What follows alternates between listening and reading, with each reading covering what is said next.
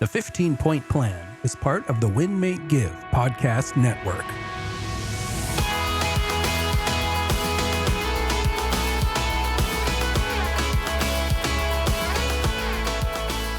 Hi, everyone. Welcome to another episode of your 15-Point Plan podcast. I'm your host, Jacqueline Smith, and I'm here with my amazing co-host, Ryan Greigg, and we are currently going through the book Atomic Habits by James Clear. This is foundational, one of my favorites. I'm super excited to be rereading it. And today we're actually talking about the second law in the book. It's make it attractive. And, just as a reminder, the whole point of these podcast episodes is to give you tools and systems to increase your happiness, your joy, decrease your stress, and just a great way to manage your energy. And a lot of what we talk about on the 15-Point Plan podcast, it's all about habits, right? And so this book is perfect, and we're more likely to do things when they're attractive to us. So that's the overall general concept of this chapter in the book is how do we make the things that we want to do, right? How do we make those habits more attractive so that we're pulled to them, we're drawn to them versus feeling like we have to push ourselves constantly to do things, right, Ryan? That's right. Yeah. So this second law from Atomic Habits is simply making things attractive, finding the habits and the systems that we want or need to do in our life and making them attractive. In other words, pairing these things that we want to do with the things that we need to do. And I love the example that they give. And I've always thought about this, Jacqueline, but I've never done this because I have an assault bike. And that thing gets super boring to sit and just ride an assault bike or to sit on a treadmill for an hour. It gets super boring. But they told of the story about a gentleman that essentially created this code within his computer so that every time he was on his bike, on his stationary bike, if he didn't hit a certain amount of speed on that bike, his Netflix would actually shut off. And I thought that's brilliant. First of all, brilliant to make that code. But that's brilliant because you're really pairing what you need to do, exercise, get your movement in on the bike, with what you want to do of watching your Netflix. And so that was just a great literal example. But the idea is making your habits and making these things that we want to do from the 15-point plan more attractive so that we're more likely to do them. And it's this idea of putting them in the way, putting it in the way of the things that we want to do compared or combined, I should say, with what we need to do. Yeah. I love that story, and it reminded me of a friend of mine that she loves reading, and so she started reading while walking on her treadmill. It's actually one of the operators in Minnesota. So she reads while she's on the treadmill, and that's the only time she gets to read that book. So if you really like the book, you're going to get on the treadmill and do it. So I think that's great, and I think that the other thing that happens too is you're getting that reward. You're getting our brains are wired for, we want the dopamine, we want the reward. And so if you treat these habits that you want to do the habit, right? So let's say you want to exercise, you want to do movement, but you're treating this habit and talking about the habit, and everything in you is kind of treating it like it's the problem, Right. I've got to go get my steps in. Oh, I got to go, to the gym, and everything feels like it's a grind, then you're not going to do it. That's right. And, I think that goes both ways, Jacqueline. I think there is something to be said about the idea of, I really don't want to do this, but I'm going to do it anyway. So when I hear this law and this whole thing of make it attractive, I actually push back on it a little bit. I'm curious your thoughts. I push back on that a little bit because I don't want everything to be so easy, because I want the idea of I did something that I really didn't want to do. I didn't have to pair it with something that I did want to do. So I'm curious your thoughts and maybe our listeners' thoughts on this idea of finding hard things in discomfort simply because they're hard and because they're uncomfortable. And then the feeling of it's like a double dopamine hit after doing it when you do that, when you really didn't want to. What do you think about that? Well, what you're talking about to me is you've reframed and then they talk about that in this chapter, right? Yeah. Reframing it, but it's like in a different way. You're talking, like, you've reframed doing hard things into like an opportunity for yourself to grow, to get stronger, to get better. And so that's an example of what they talk about, reframing the habit. And so it's like you're not focused on what the habit's costing you. You're focused on what you're getting out of the habit. Like, you're like, I get double dopamine hits because I didn't want to do it, and it was hard, and it was not fun, and I still did it. It's So true. it's like a perfect reframe. Yeah, that's a good point. In fact, that reminds me, like last night. So as we've talked about on this podcast, I'm doing some training right now. I bought my ticket actually yesterday, my plane ticket Wow, there you go. to Kilimanjaro, and I ran 5 miles last night, which is a little bit more than I would usually run. But part of the reason that I did that was because one of my fellow soccer dads, he's training for a marathon coming up, and the half marathon, the Bellingham Bay half marathon here in a couple weeks. And so we've been both running, and finally we said, hey, let's go for a run together.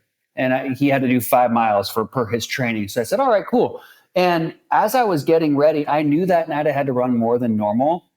And it's kind of in regards to this anticipation thing. Like, I was actually oddly excited. I ate more that day. I prepared that day. But then this funny thing happened where I put my running shorts on and my running shoes on, and I looked in the mirror, and all of a sudden I said, like, whoa, like I'm a runner.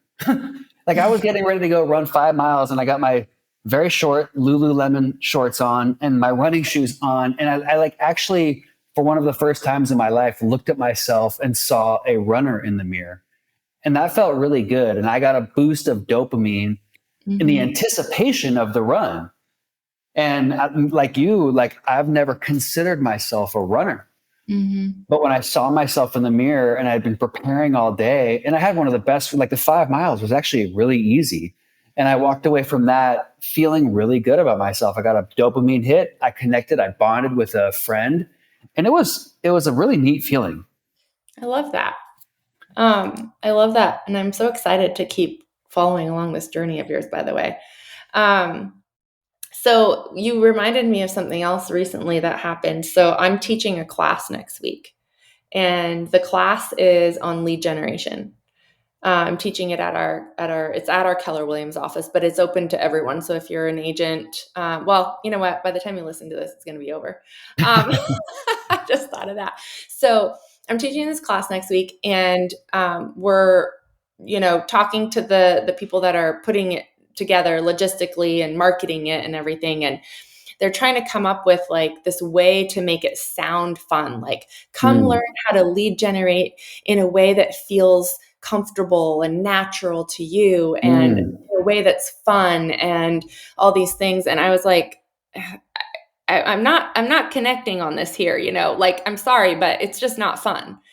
Like, it doesn't matter. Like, not everything in our work is fun. Not everything in our life is fun. If it was, we would call everything vacation, That's right. like, why it's called work. And so I don't think we have to like wrap it in this way that it's like, I'm affirming what you're saying, Ryan, like your point of like, I can reframe it. Like, I said to my son the other day, because he's making cold calls, I said, well, you better hop on the phone. Like, a paycheck's probably waiting for you to call them, and like, that's fun. Like, getting a paycheck is fun, but like, doing the work is not fun, And so I agree with you that not everything needs to be attractive.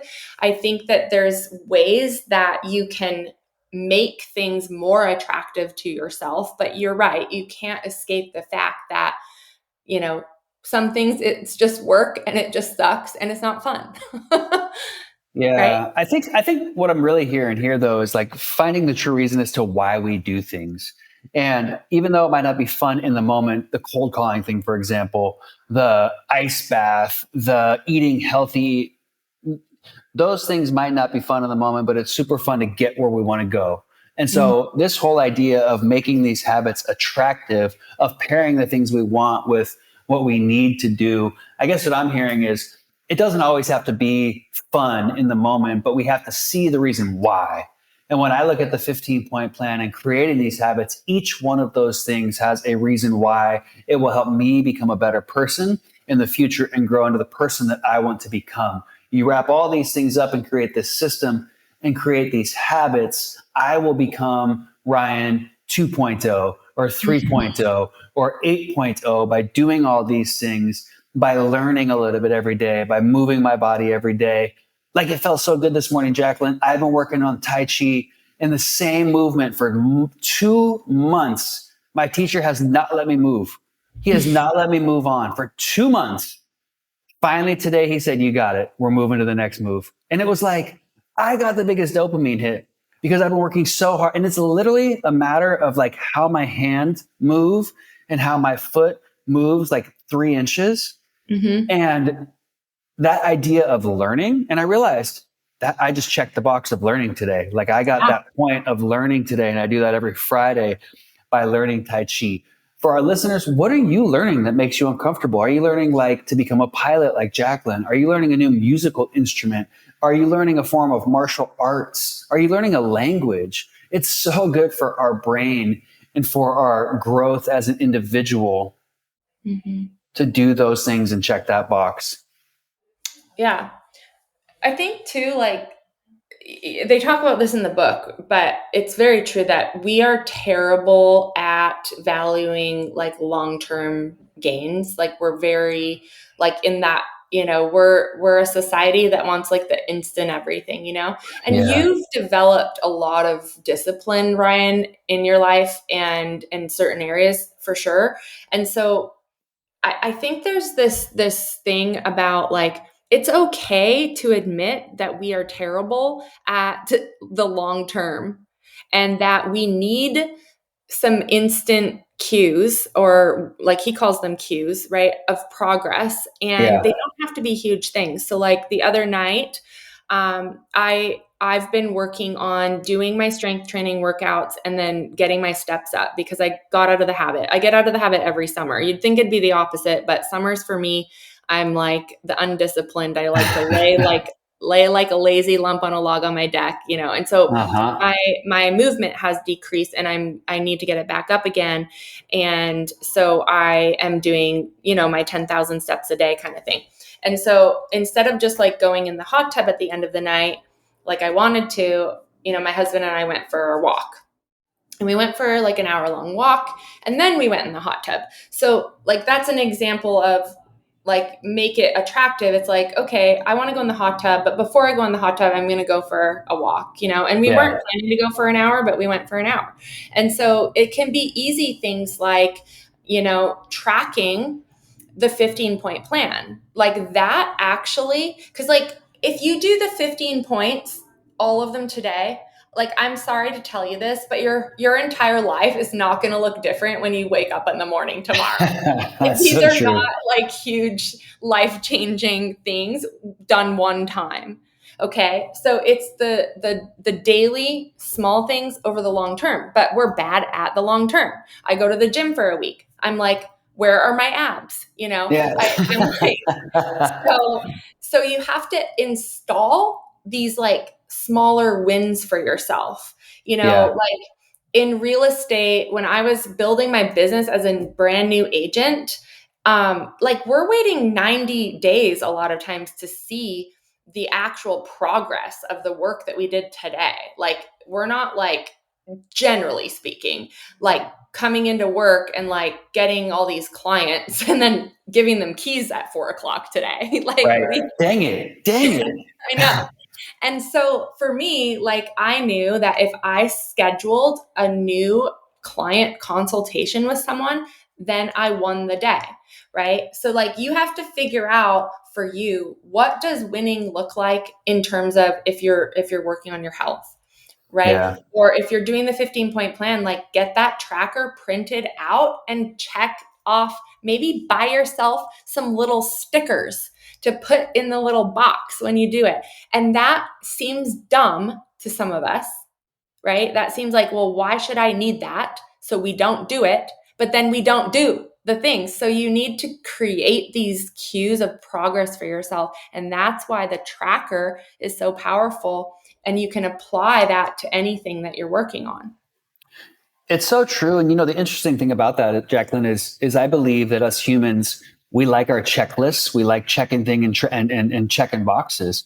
So your brain is actually going to get a little dopamine hit when you check that box. So Yep. here's the neat thing about that is if you can wake up in the morning and you can check up a box for something so simple like hydration, and then you can check a box for something like journaling or a gratitude practice, and you can tell your partner or yourself a joke and you can check another box, and you can move your body for a little bit and you can check another box, and then you can get some mindfulness and check. Next thing you know, you've checked 7 boxes. You've got 6 little mini dopamine hits. In other words, you've got 6 little mini wins. Wins, And yeah. what's now happening is your brain is like, wait a minute, like I'm a winner. And now that part of your brain, your reticular activating system, sees these small wins. And now you go out into the world and you've seen these 7 boxes checked and these 7 wins.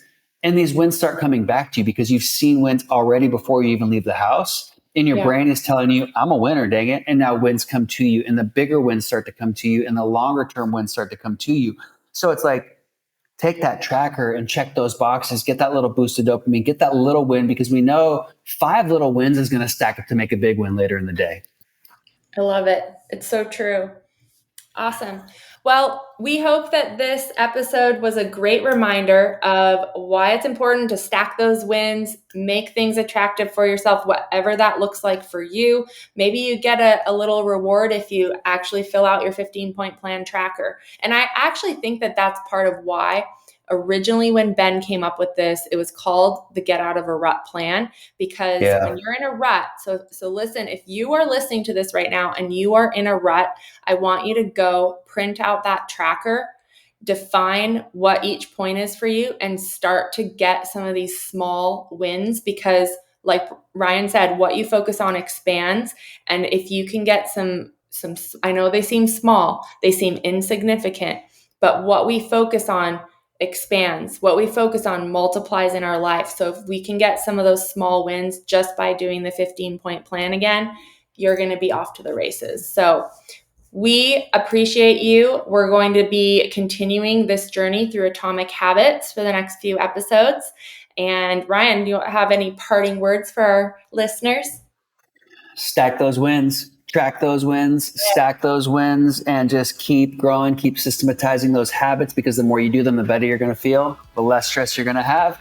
Don't forget, you can check all of our previous episodes at winmakegive.com, and you can find Jacqueline and myself on all social media platforms, Jacqueline Ray Smith and Ryan Park Greigg. Thank you for listening, everybody. We'll see you next time. Bye, everyone.